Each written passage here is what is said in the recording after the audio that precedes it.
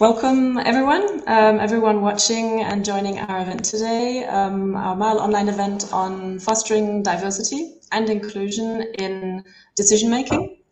My name is Vanessa. I work for an organization called Unity. We're based in Brussels, representing migrant and refugee entrepreneurs. And I'm also the project manager of a project called MILE.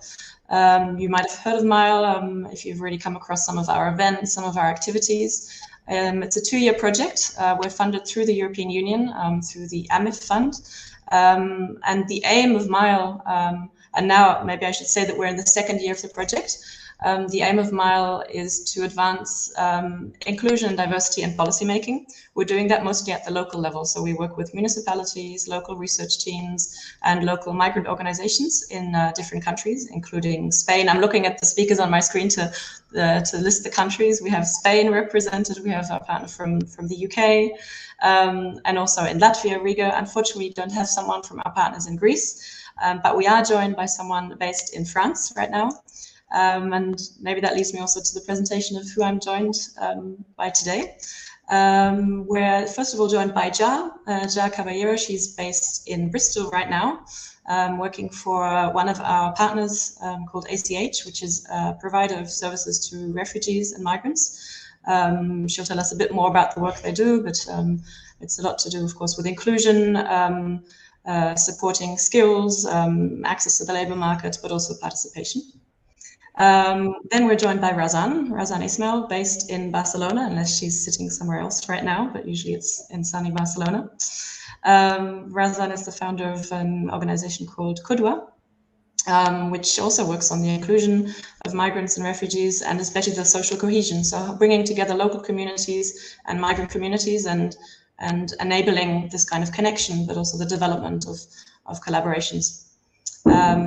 Also on your screen, you will be seeing Mara McLaughlin-Taylor, who's based in Riga, who has her own story of migration and is a participant or a member of the Migrant Advisory Body Council. There's a lot of different names for migrant councils. Sometimes we like to call them consultative bodies.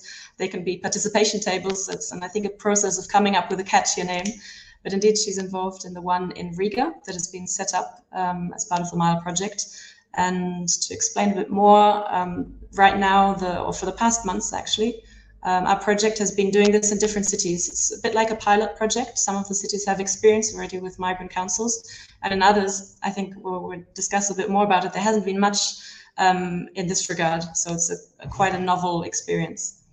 And last but not least, Rudy Osman. I met Rudy the first time in Brussels last year, when he was elected as a bureau member of the European Migration Forum, but that's not his only hat. He is also the founder of an organization supporting exile students in France. UEE is the acronym of his organization, and he'll help us, I think, or give his perspective, of course, of what is going on in France, what his work is doing, but also tie it into the European or the EU level of participation. What kind of tools do we have to involve different communities, and especially migrants and refugees, in decision-making at the EU level. To kick us off and to kick our discussion off, I wanted to ask all of you one first question, or 2 questions, where you can give your first ideas, very brief kind of thoughts. And the first question is to make this discussion about something concrete, not to keep it in a very abstract sphere of political participation and decision-making, which can get sometimes quite abstract.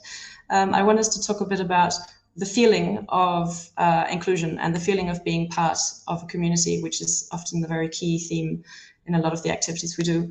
For you personally, what has given you, on a particular occasion, or generally speaking, the feeling of belonging to this new community or new place that you've come to? Because I know that all of you have a story of migration, and also you work with migrants and refugees. What is one key thing that has been important for you in feeling a sense of belonging and representation, perhaps too? I don't know if we have a volunteer to go first. Otherwise, maybe Ja, I don't know. Would you like to start and share? Yeah, I think personally for me, when I started to feel a part of my community was probably when I started going to school. So I moved to England when I was very young. and well, when I was 3 years old, and my parents didn't really assimilate in the sense of the word, but it took them a few years to do that. And I think when they started to find like a church, a social group, a social community through the church, and for me, it was going to school. I think outside work and like the essentials of school, I think it's important to go to like sports clubs or go to events that are hosted within your local community. So where I'm from in Bristol, we have like a festival, like harbour festivals and balloon festivals where the community get together. And I felt more like a part of my community when we started attending those things. And it's something that we encourage our tenants and the people who we support to go and do, get to know your city, get to know the local attractions, go to the parks. I think all of those things help enable you to feel some sense of ownership in the place that you're residing in. Yeah, totally. Mara, do you have any thoughts on that? And maybe for you personally, how you felt a sense of belonging in Riga? Yeah, I'll jump on that social groups because when you first arrive, or at least for me when I first arrived, my natural group were other migrants, other people who are experiencing the same thing. It was just natural to gravitate to them because they had the same challenges, the same background. But as I lived here longer, I wanted to find this kind of elusive my people. Who are my people? People who like similar things or think a similar way to me. And I really wanted people who were already rooted here. I was really lucky to find a group that translated is called With Global Experience in Latvia. So I was able to both connect with people who had been in different parts of the world, but also were Latvian and speak Latvian and are rooted to this place. And I realized after spending some time with them that not only were they welcoming, both physically, embracing each other, saying, hey, you're welcome to this space, but also in terms of, which is really important for belonging for me, was getting involved in what are you interested in? Let's get you active in terms of planning events, or what would you like to do? And giving me a voice as to how I wanted to be part of that group. So that's really, I think, the moment that I felt more belonging here. I see you nodding, Razan. Is there something you can relate to, or is there another element that maybe was important for you? Yeah, I relate to everything that you said. That yes, the first I guess people that you feel connected to are the migrant, your migrant friends, the people who are going through the same issues. But I think, and also I have to say that I have voted this year, so that was a massive, like that. I didn't realize that it was going to be that much impactful, actually, in the feeling of the creation of the future of where I live, which was very, very exciting. But even before that, I think. So obviously we connect with people who we have the same issues and crises with, and I remember when I first to complain about the rent prices here in Barcelona with people who already live here. I guess that was also like a common, obviously for migrants there are extra barriers, but it was a common kind of complaint and a common challenge that everyone equally faces. And when I really could relate, like, it's so difficult and everyone agrees, and we're facing exactly the same challenges and we're looking towards the same kind of outputs, I guess, in the future. That was also very I guess also complaint brings people together, but that was a key moment when I had a shared challenge with people who already live here. So yeah, I can definitely relate to that too. Rudy, how was it for you? Is there a certain moment, a certain space, a certain group that made you feel connected? Yeah, it's for me it's different because when I arrived to France, I was looking all the time places similar to Damascus. Actually, it was like and all the time like preparing my life here, just like, oh, I like this neighborhood because it's similar to that neighborhood in Damascus. In France, it's a little bit different to speak or to connect with the French people. It's especially in Paris, like.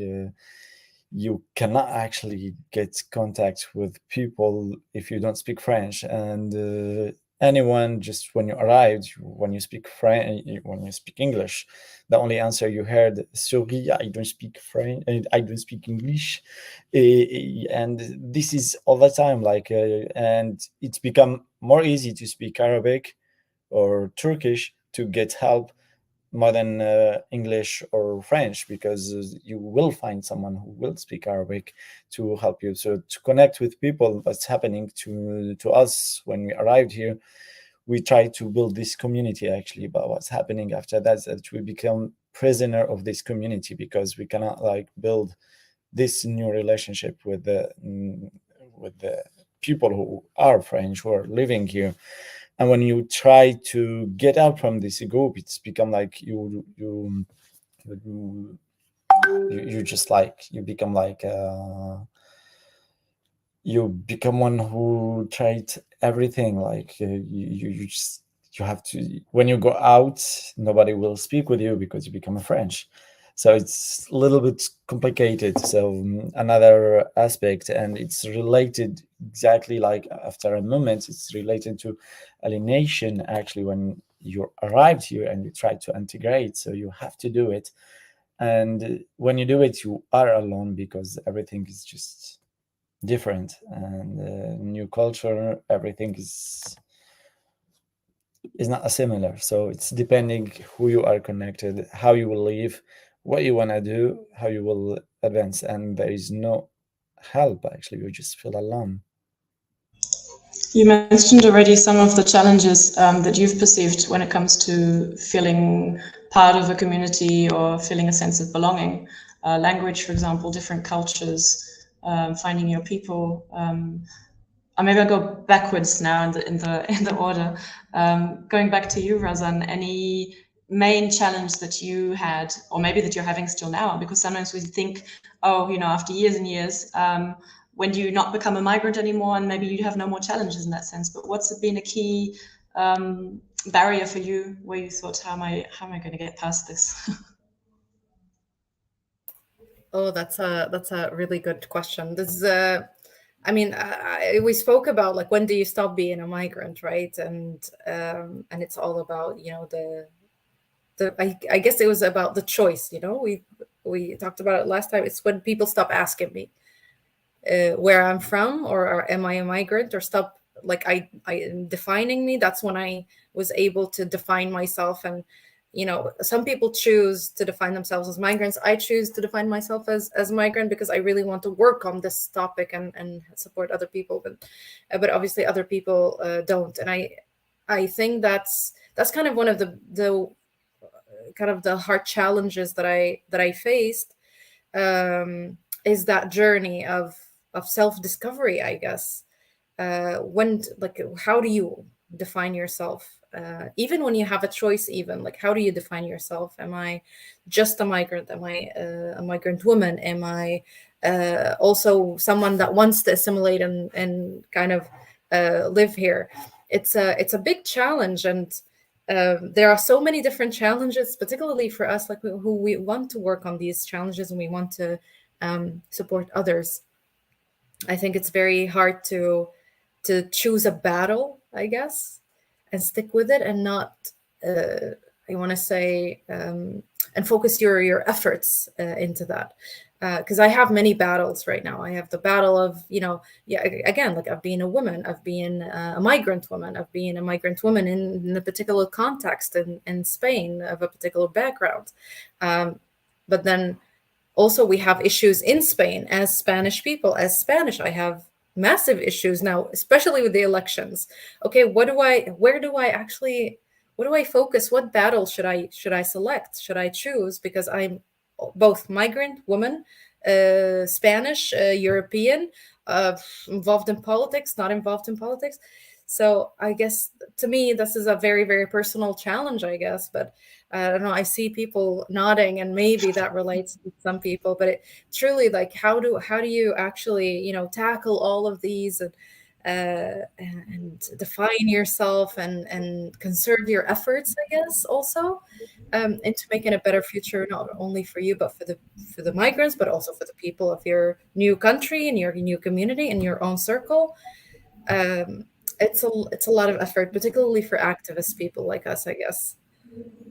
Yeah, I can understand, because you have the weight of kind of your battles, but then you also carry the weight of battles of others around you in the community, for example, that you're part of. Mara, did you have similar experiences, or in terms of the barriers, or maybe one particular barrier that for you personally is an issue? Yeah. Well, there are a couple of things. Certainly, I can't emphasize the language thing enough, especially here in Latvia, where Latvian historically has been its own oppressed language. It was a minority language for a long time. And so there's real emotional feeling around people speaking Latvian. But also there's a lot of challenges when it comes to finding accessing information in English or any other European language. So for migrants, even that base level of having information outside of Latvian. A small example is that I was helping some folks I know find A1 Latvian classes, and the advertisements were in Latvian for basically A0, A1, which doesn't make any sense. I'll leave that there. But I think to build on what Razan was saying, all of this kind of being pulled in different directions, this passion and what we want to do, I think there's a real lack of mental health support for migrants in terms of, you know, and I would argue in general in society, but I think we go through some unique challenges.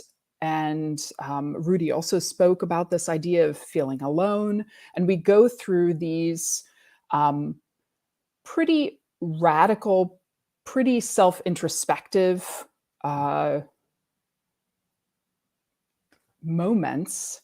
And to deal with that on your own can be quite challenging. And I think a lot of people, were there more supports systemically that might really help a lot of people. For me personally, I became attracted to just finding others and having them tell their stories publicly. So I started a YouTube channel where we were just discussing with each other to speak about it a bit more openly.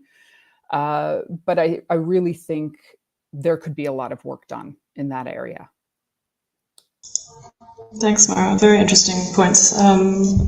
Ja, anything that comes to mind when you think about the barrier, whether it's for you personally, for the migrants and refugees you work with, maybe what you see around you?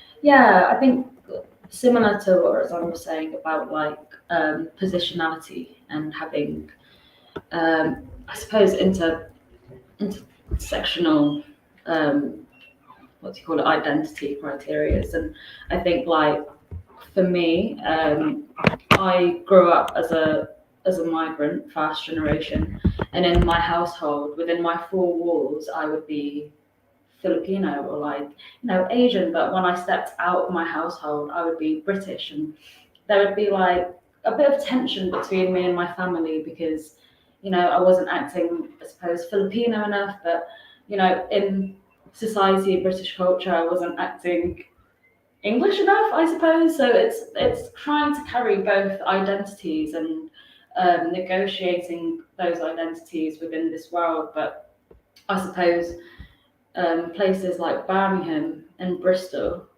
like Birmingham, for example, 51.4% of Birmingham's population are from minority ethnic backgrounds. So that's more than their white British counterpart.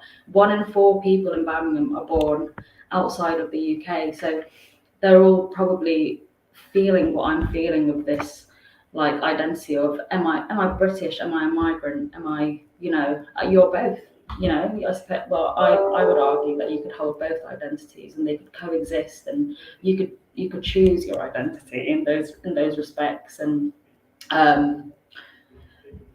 but it's not to say that it's not without its challenges, because I suppose growing up, inclusivity wasn't embedded within the culture yet, in a way that it is starting to be embedded now.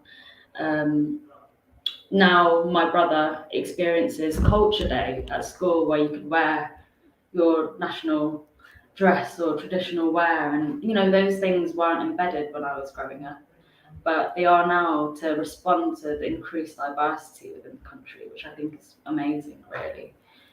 So yeah, those are the challenges, I suppose, just navigating your identity as a migrant.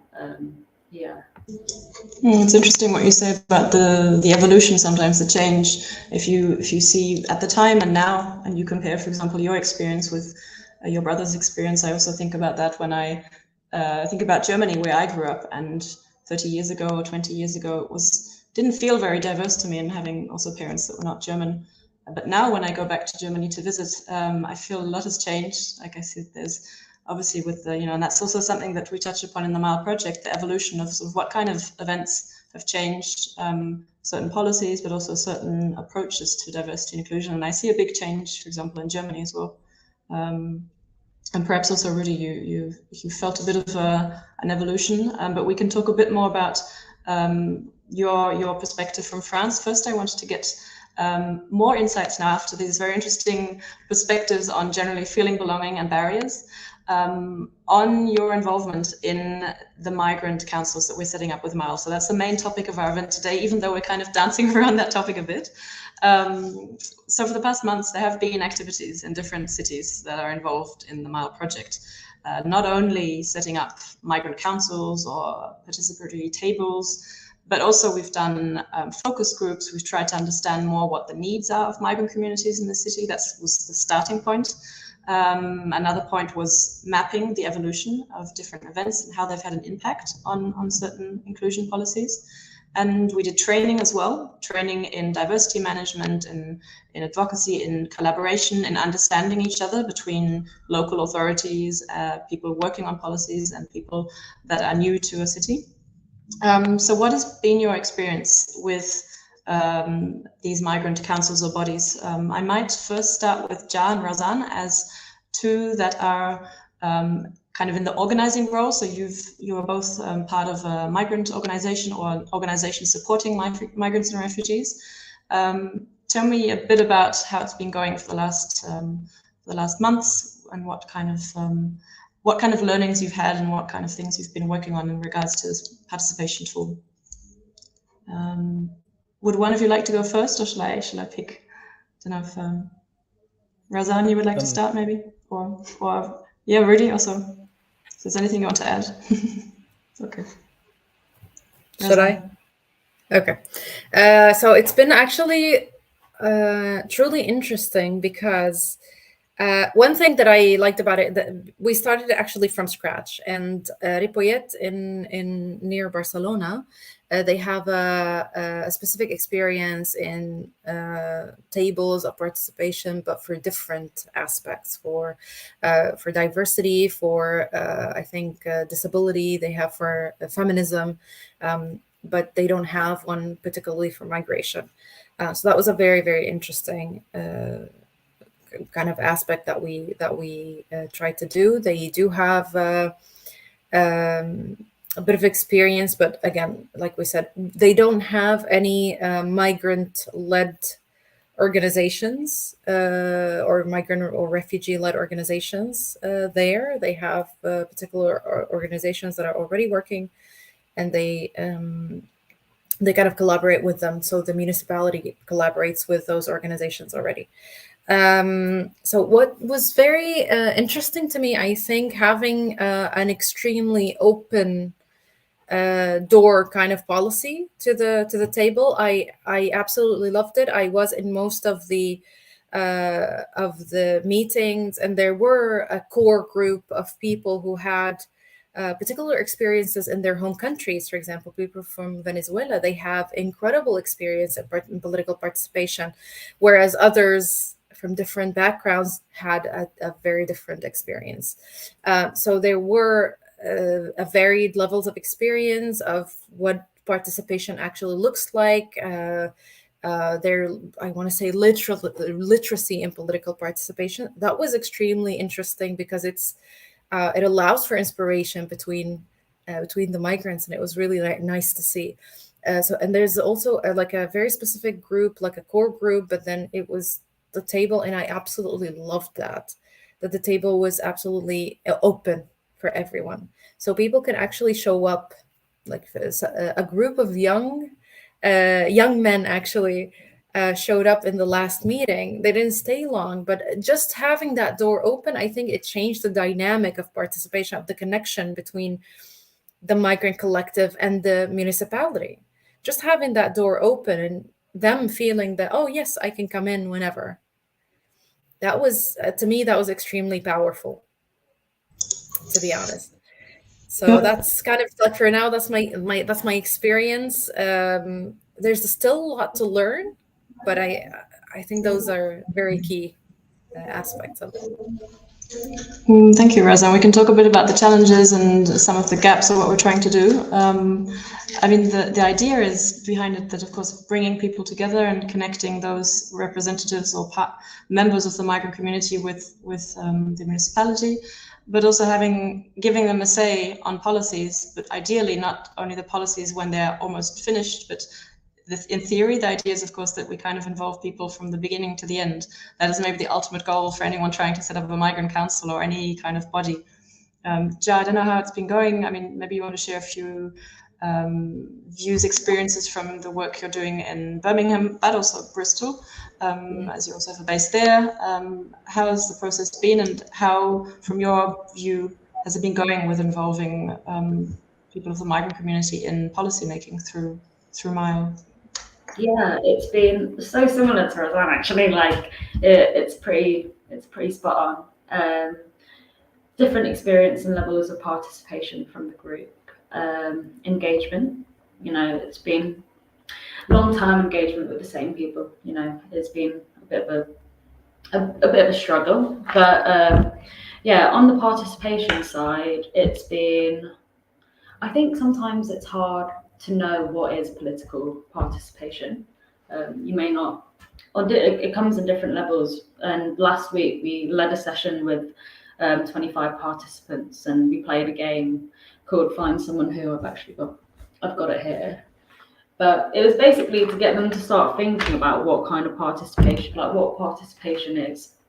And there were things on there that says like, have you voted in an election, or donated money to a good cause, or are you part of a community group, or participated in a neighbourhood meeting? And we asked the participants to walk around and talk to each other about, you know, any of those things. If they've done it, they could write the person's name next to it. And it was just a good way to get people talking about those things. And you'd be surprised that a lot of people did have or had done some of these things, whether it's participation in a small scale or a large scale, like writing a letter to an MP or something. Yeah, it was really good. And like Razan said, having the door open for people, it just really demystifies the council, and it kind of like, it made it more feasible and tangible. The participants before the session that we led with them went on a tour of the city council, or the council building, and they basically were able to sit in the mayor's seat and went into the chambers and were taught about the history of the mayors and how people are elected. And language was a little bit of a barrier there, because there were so many languages and levels of language. So there weren't many questions, but I think they just really enjoyed breaking that barrier and of the council's this and the council's that. Maybe they've had bad experiences through the asylum claim or through that process, but it really demystified it.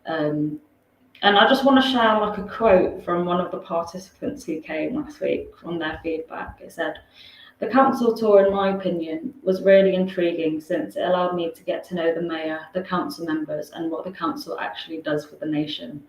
It was also a terrific way to learn a little bit about Birmingham's past and get a glimpse of what lies inside that magnificent structure," which I thought it was just such a beautiful thing to be said. Whether they joined the consultative body or not, at least there was that. And I think that, yeah, I thought it was just great, really.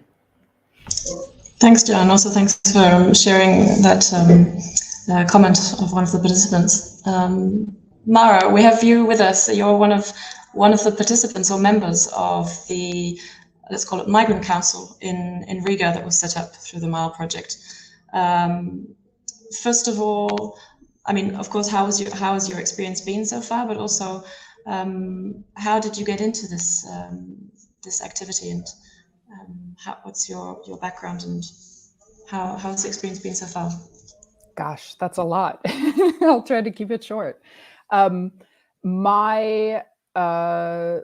As I explained before, I have been here long enough that I have been able to find a group of my own people who do a lot of organizing. And luckily through that group, I had a connection with the research partner for the MILE project, who I have gone to focus groups with in the past to share my experiences with other migrants. And they had both put it out there for people to participate, as well as asking me to distribute it through my network, since they know I'm also a part of this other organization. And I just found it personally, as Razan said before, you know, we're all of a certain kind of activist gene. And so I said, I'm definitely jumping into this. I want to see what the city is doing and what efforts are evolving. And I would say my experience so far, we've had 6 meetings here in Riga. I would say that at this point, it's informative versus consultative.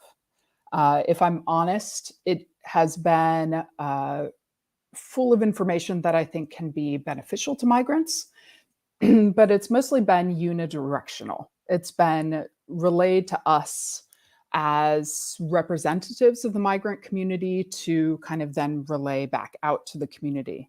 And what I would really love to see more of is some of the things that John Razan mentioned in terms of having an open table where the participants themselves are more of a part of the conversation, of asking, even if the theme is set, and all 6 themes were set in advance, even if the theme is set, I really would have loved to be a little bit more part of like, what are my questions on this theme? What can we as participants ask the experts that they had brought in to share with us? And I think, you know, we have been told that in the autumn, we will have an opportunity to meet with both the mayor's office and the society integration working group, which is part of the city council. However, language is also a barrier there, meaning those who speak Latvian have been invited.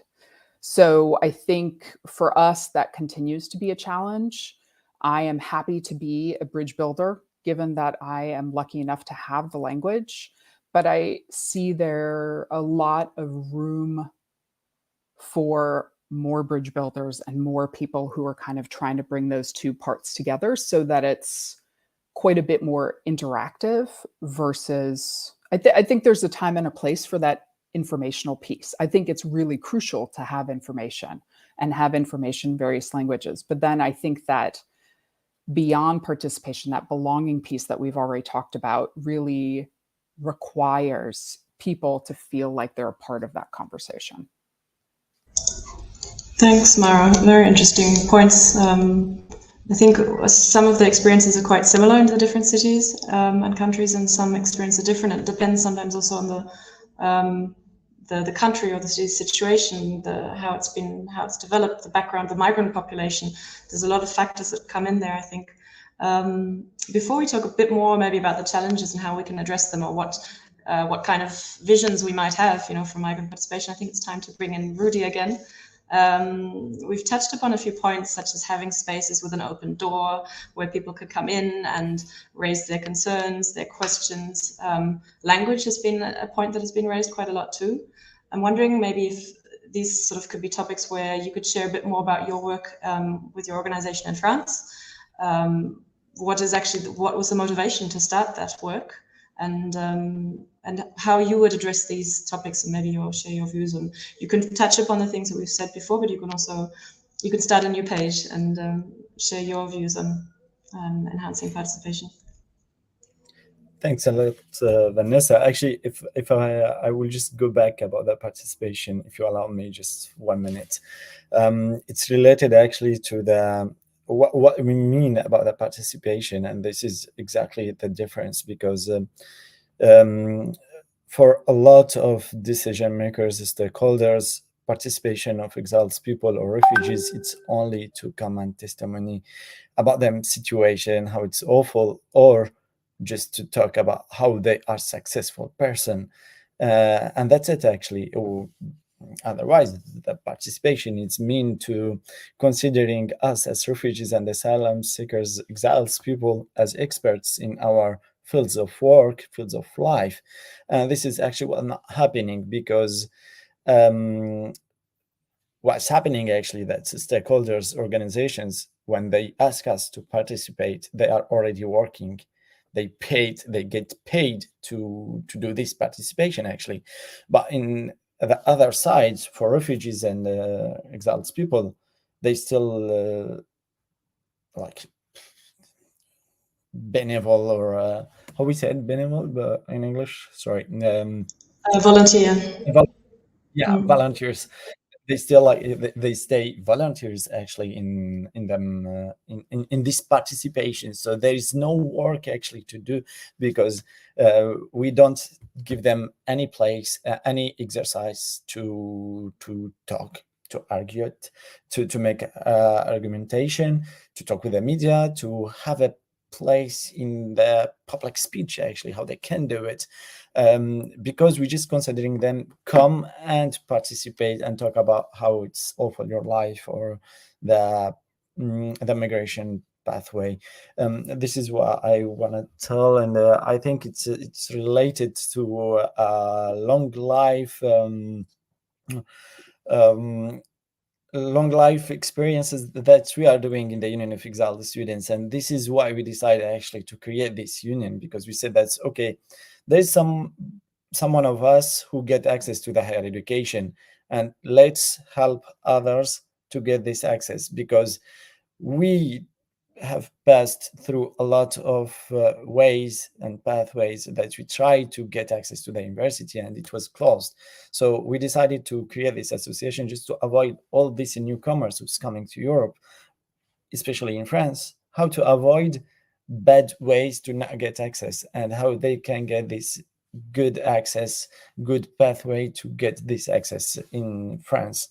And we become expert, and because we have already these experiences, and now we just give it to others, to people that we help them now, and they can do exactly the same things to newcomers, that they become experts, So this is how we create the union, and it's still hard actually for us to get access to stakeholders, because they're just considering us as refugees, and people don't have any competence actually they don't create with us this kind of dialogue and conversation that's they considering us as experts. We still for them like exiles people who want to just do things, but we don't know how to do it. So this is what we change actually, and this is how we can, what we did actually, the first things is to legitimize our action and say that we as exiled people have the right to speak about our issue, and we as exiled students, we are the most people who know about our problems, and we are here to not only discuss, but to give you solutions, to propose solutions, to help you to work together and to go on together to solve problems. And now it's a long combat and it's a long fight, but we advanced a lot here in France. We're doing a lot things, and it's not easy, but we will arrive one day. Hope that. Thanks, Rudy. Very important points you raised there. I think they also resonate with me, definitely, but I think also with the others, whether it's their personal experience, but also working with similar projects, working with projects at the local level, but also at the EU level. There's a lot of opportunities, but I think there's also a lot of frustration and the sort of solutions that we have to find together to overcome those. And for example, also setting up migrant bodies, sometimes it's not ideal. There are elements, like Mara was saying, where it's very informative and some of it is good, but then we can sense that there's something missing, and we know exactly what is missing. It's either it's being considered as an expert, or it's being, involved at an earlier stage. And I think this is also a learning process as we go. I'm wondering, Razan, what Rudy was saying about creating the space. Once you're in that space, and then you lift others up, you open the door for others. And because you were talking about the issue of outreach and getting people engaged, do you think that what kind of solutions do you maybe see for that as a municipality or as a big organization trying to engage people? And maybe also taking into account Rudy's points on, how are we seeing these people? Are we seeing them as beneficiaries of these policies, or are we considering them experts? But since you mentioned the challenge of outreach and engaging groups, and maybe also not the usual suspects, it's a big question, but how would you approach it, or what kind of solutions would you maybe see for that issue? Yeah, I'd consider the consultative body. They are not only the key stakeholder within this, they should be. The thing is, with consultative bodies, sometimes they become like a tick box exercise when writing policies. But the great thing about the MAR project is it allows for co-development, co-design of policies, and where people's lived experience are very much channeled and empowered through that. We really, lived experience has been the key point the whole point of this whole MAR project, really.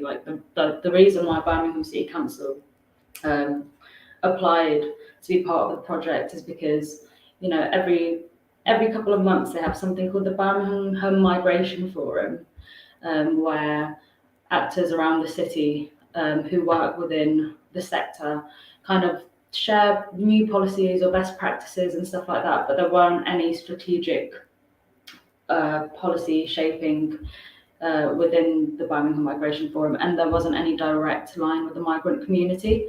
So the consultative body is acting as a direct line, and also just helping co-develop and co-design policies that affect refugee and migrant communities within Birmingham. So currently the consultative body is basically rewriting the City of Sanctuary policy that Birmingham have. So the City of Sanctuary policy is a policy to highlight a welcoming place of safety where refugee and migrant communities can successfully resettle and integrate. But policies like these are often adopted by cities with large migration to create a higher level of trust between law enforcement and communities, but they're not usually written by refugee and migrant communities. So it's kind of I suppose, a top-down approach to creating trust. But if it's written by those who experience migration and refugee processes, then it's more written by the people for the people, if that makes sense. Which has been a really great process, I think. I don't know if that's a question about engagement Sorry. It's okay. That's okay. But I mean, in terms of then trying to get out of the top-down approach and being more bottom-up, it takes some time. I think it's a lot of work. You first, I guess, need to also know the community, right? If you don't know the community that you're working with, how are you going to engage them properly? And maybe, I mean, also Razan, if you have any thoughts, but also Mara, from your perspective of doing that, if you see any things that you've tried that have worked, or that have worked more than others, if perhaps the solution is really to have a lot of intermediate organizations, whether they're migrant-led organizations or other supporting that sort of act as intermediaries or bridges, as Mara was saying. Or do any other solutions come to mind to address the issue of engagement and creating true participation? Razan, do you have any thoughts on that? Oh, I have so many thoughts on that. We We don't have time today for that. So, I mean, you mentioned about, instead of like bottom down, top down or bottom up. So we see it as the whole culture of policy creation needs to change. The whole culture of the way that we create policies needs to change, and there needs to be a constant and fluid exchange of power and input between all the different levels. So, the hierarchy of policy making and decision making needs to just go out the window. I know that it's very, it sounds very ambitious, but that's truly is the only way. And not only with migrants, but with everyone, with women, with the LGBTQIA community, with any community, with everyone. And it's happening very, very slowly in very, very specific, I want to say, order. So now, for example, that happens a lot with urban development.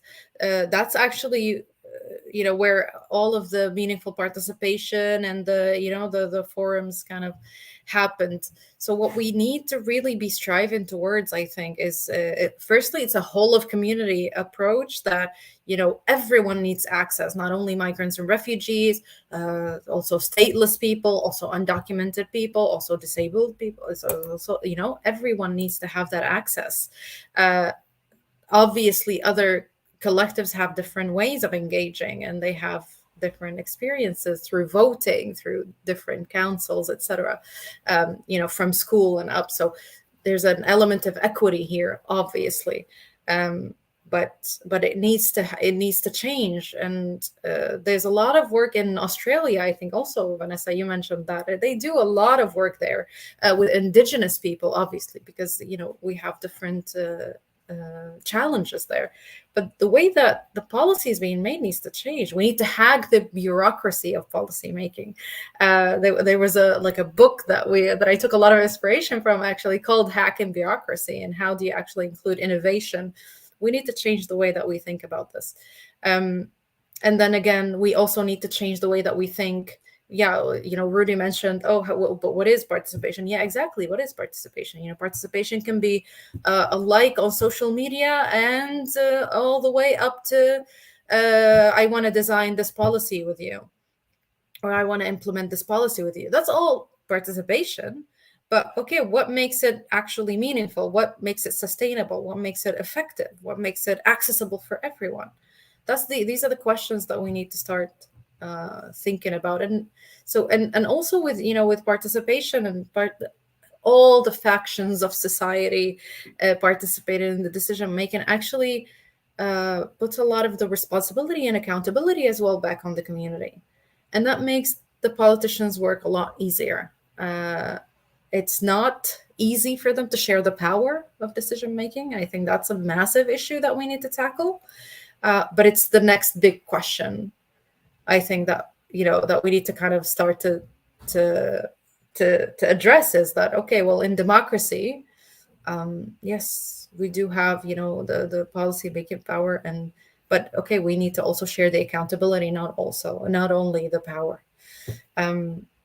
So I so so much to say, but I think these are kind of like some of the ideas that kind of come to mind when we talk about, okay, participation. Why is it important? Oh, yes, it's important, but we need to, think even wider than just migration, even wider than just consultative bodies. But if the consultative bodies help because a lot of the things actually happen on a city level, on a local level, so it's a great place to start to change that culture, I think. And this is what we're hoping to do. A lot of good points. Yep, and it is a good place to start, I guess, at the local level. And but then you're right; it's kind of a part of a much bigger thing that we need to change, a sort of systemic change, I guess. And the putting more ownership on communities, I think, is a good solution. It's a good suggestion. Mara, I don't know if you had any other thoughts on that. So, I mean, you mentioned already, of course, the part of feeling involved in the policy making. That's something that's very important for you as a participant of such an activity. Is there anything else that comes to mind that where you think this can create sort of real ownership of these policies, or has all been said? Yeah, no, I think like Razan said, we could have a whole nother session on this. But I think in terms of engagement, I think it's really key. And I organize events that are not for migrants. I organize other events. You have to cast the net so wide because you're only ever going to get a portion of who sees something that's happening. And whether it fits their work schedule, whether it fits what's happening in their life on that day. And so really having those key players out in the community and being aware of who those folks are and being able to get that information to them so that you can really cast that net very wide is really crucial. I'm a big fan of advertisements on Facebook don't cut it. So if you pay, a boosting fee to put something out on Facebook, that's not going to gain you the same kind of people as if I tell my friend, hey, you should be a part of this, and they tell their friend and they tell their friend.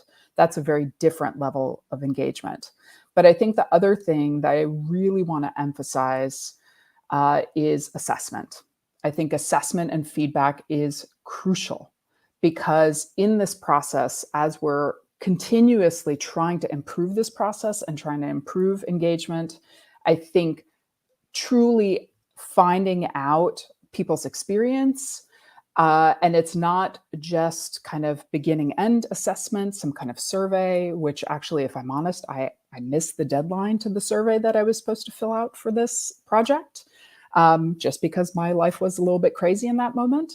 Having continuous assessment throughout and having different types of assessment and qualitative assessment in addition to quantitative assessment so that we can really get to the meat of what can we do better next time?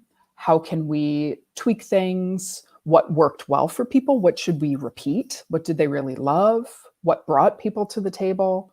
I can't emphasize that enough because if you're not doing assessment, then really why do it at all? Thank you so much for raising that point. It was on my list of asking that, but since you brought it up, it is indeed one of the key, crucial issues, I think, and for us as within the project, but I'm sure it's also the case in other, and it should be something, as you said, regular assessment to understand what are we, and also maybe even before the assessment, what are the standards? What is actually our goal? Sometimes even that is not quite clear when we talk about participation. How do we define it? What is our definition of diversity? What are we actually where are we trying to get to? We don't have much time left, but I did want to kind of build a bridge to also the European level or the EU level. And since we have Rudy with us, also Razan is involved and aware of the European Migration Forum, but the spaces that exist, Rudy, I don't know if you wanted to touch upon any other things that we've talked about, if it's also related to your work in France before we talk a bit more in the last few minutes about the EU level spaces, but I wanted to hear your thoughts. Thanks, Alice. I will going directly to the EU level, so Razan can jump through. So for the European Migration Forum, actually, it's for me as an exiles, people who leading an organization created by and for exiles people.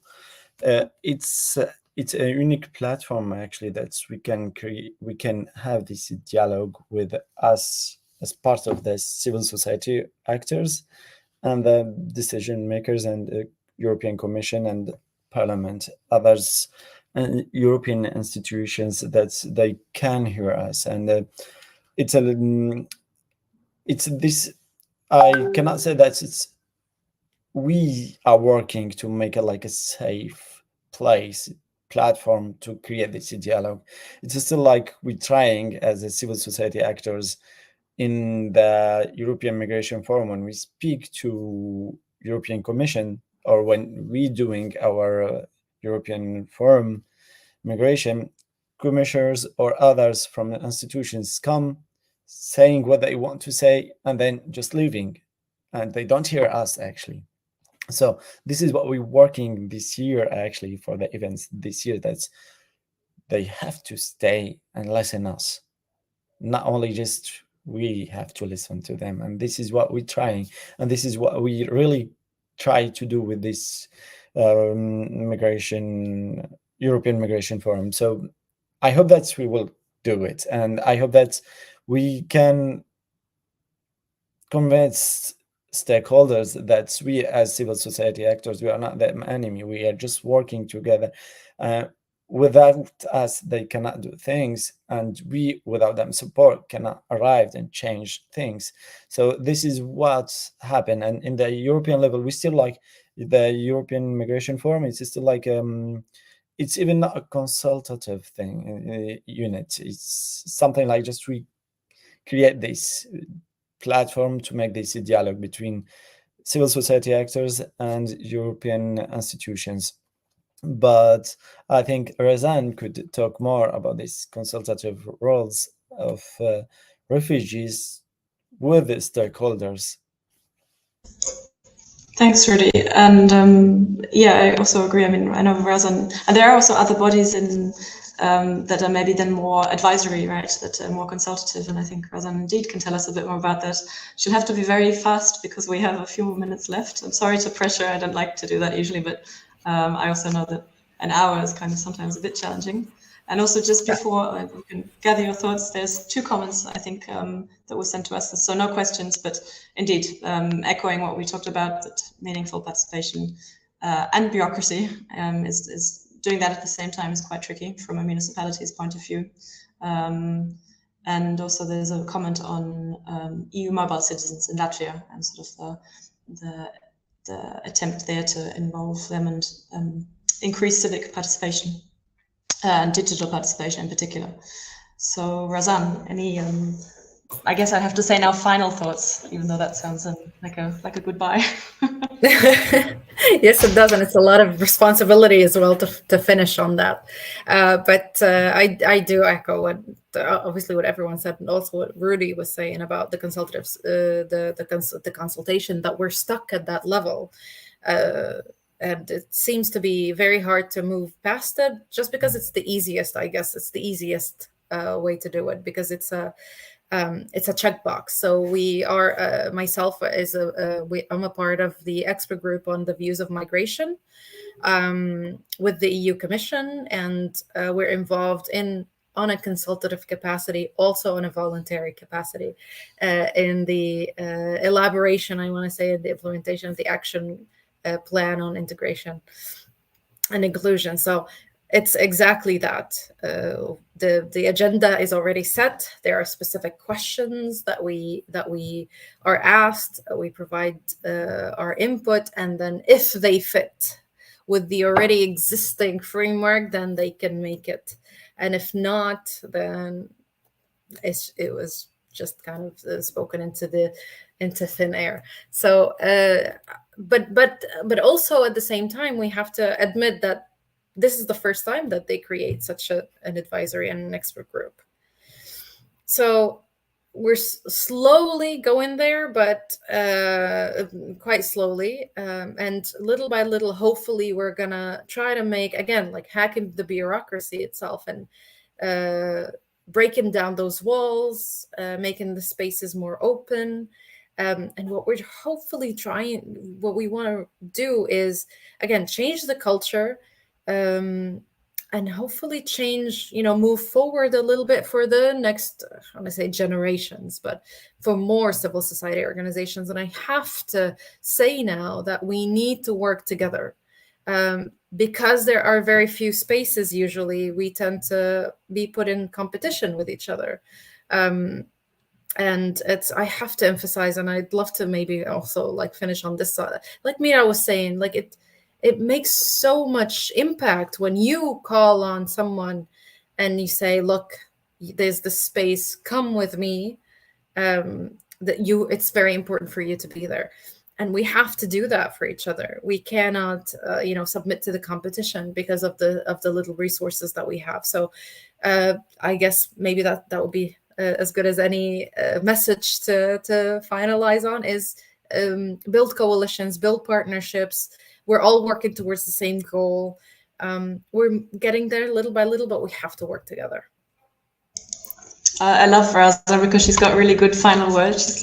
You managed to wrap, I think, a lot of our thoughts. I hope that's okay that these were the last words, knowing also the time. And I thank you all for all of your really interesting thoughts and perspectives. And I think we have to continue the conversation again at another stage. And it was nice to also connect not only people working on the MILE project, but also from other organizations. I think it's good that we see what other organizations are doing in a similar field. So I won't keep you longer from lunch break or next meeting, or perhaps getting some fresh air, and hope to see you soon. And thanks for everyone watching and for your comments. And yeah, you can rewatch the event afterwards if you want to. Bye, everyone. Thank you. Bye. Bye.